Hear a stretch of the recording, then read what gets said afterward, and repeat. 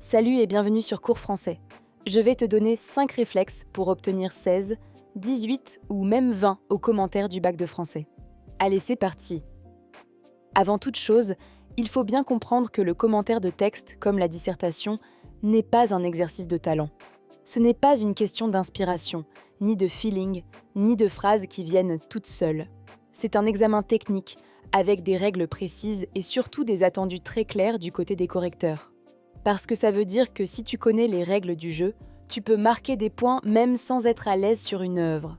Je vais justement te montrer comment la jouer intelligemment. Quand un correcteur ouvre ta copie, il ne cherche pas de l'inspiration. Il attend 3 choses: une structure claire, une démonstration logique et une analyse précise du texte. Si ton plan est assez clair, si ton raisonnement avance et si tu expliques les procédés, ta copie fonctionne, même avec un style simple. Premier réflexe le jour du bac, le temps. Tu prends 5 à 10 minutes maximum au début de l'épreuve pour choisir entre commentaires et dissertation. Tu choisis l'exercice que tu maîtrises le mieux techniquement, pas celui qui t'inspire le plus. Et une fois que tu as choisi, tu ne changes plus.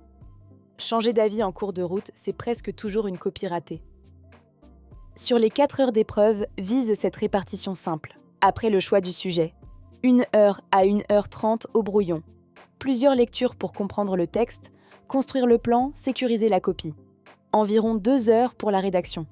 Et 20 à 30 minutes à la fin pour relire, corriger, améliorer. Le brouillon, ce n'est pas du temps perdu. C'est là que tu gagnes des points. Deuxième réflexe essentiel, le contexte. Le texte ne sort jamais de nulle part. Derrière, il y a un auteur, une époque, une intention. Connaître le contexte, ce n'est pas faire de la culture pour faire joli. Ça t'aide à comprendre ce que l'auteur défend et surtout à orienter la problématique du commentaire. Prenons un exemple très concret. La Boétie. Étienne de la Boétie écrit au XVIe siècle, en pleine période des guerres de religion, dans une monarchie très autoritaire. Humaniste, proche de Montaigne, il s'interroge sur une question centrale. Pourquoi les peuples acceptent-ils eux-mêmes leur domination ? Dans le discours de la servitude volontaire, ce contexte explique la force des questions rhétoriques et la dénonciation de l'habitude et de la soumission. Troisième réflexe, la lecture analytique. Tu ne lis pas le texte une seule fois. Tu avances par étapes. Une première lecture pour comprendre le sens global. Une deuxième pour repérer les mouvements du texte. Une troisième pour identifier les procédés d'écriture. C'est cette méthode qui te permet de faire émerger une vraie problématique. Au brouillon, sois simple et efficace. Utilise un tableau en 3 colonnes. Première colonne, les idées principales du texte. Deuxième colonne, les procédés précis. Par exemple, questions rhétoriques, anaphores, métaphores. Troisième colonne, l'effet produit sur le lecteur. Ce tableau te sert ensuite à construire ton plan et à ne jamais faire de paraphrase. Quatrième réflexe essentiel, le plan.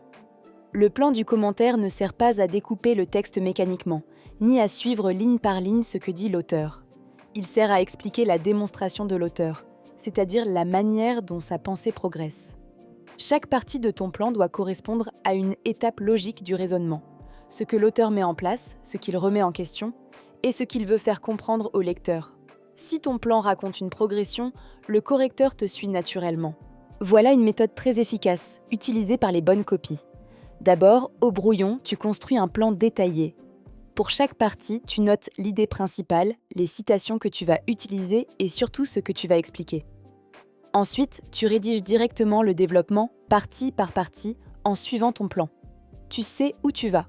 Et seulement à la fin, tu rédiges l'introduction. Cette méthode évite les introductions vagues et permet d'avoir une copie cohérente du début à la fin. Cinquième réflexe essentiel, les procédés d'écriture et les citations. C'est un point que les correcteurs regardent de très près. Une citation ne sert jamais à faire joli. Elle sert à prouver une idée, puis à être analysée.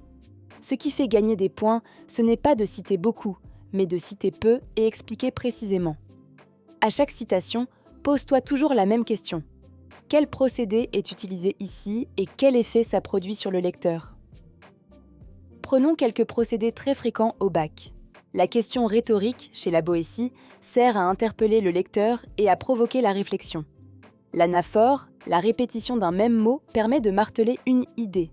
La métaphore rend une idée abstraite plus concrète. Et l'antithèse oppose deux notions, comme la liberté et la servitude. Les nommer ne suffit pas. Il faut toujours expliquer l'effet produit. Allez, je t'ai préparé des petits bonus checklist et erreurs à éviter. Juste avant de rendre ta copie, prends 2 minutes pour faire une checklist rapide. Est-ce que ton plan est clair ? Est-ce que chaque partie répond bien à la problématique ? Est-ce que tes citations sont toujours analysées ? Et surtout, évite les erreurs classiques. Paraphraser le texte, accumuler des observations sans analyse ou changer de plan en cours de route.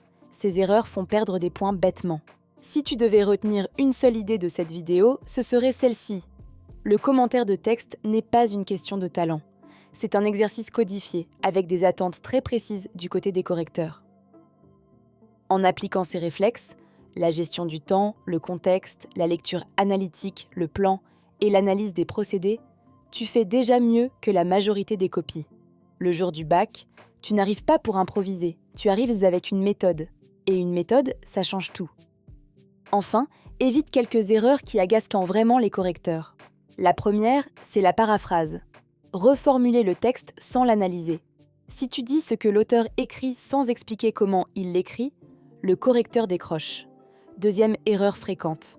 Observer sans analyser. Repérer une figure de style ou un champ lexical ne suffit pas. Il faut toujours expliquer l'effet et le sens. Troisième erreur. Empiler les citations sans les commenter. Et enfin, changer de plan en cours de route ou négliger l'orthographe. Voilà, je te conseille d'aller voir la chaîne YouTube. Il y a tout, figure de style, biographie, méthodo. Fais-toi plaisir et assure-toi une super note au bac.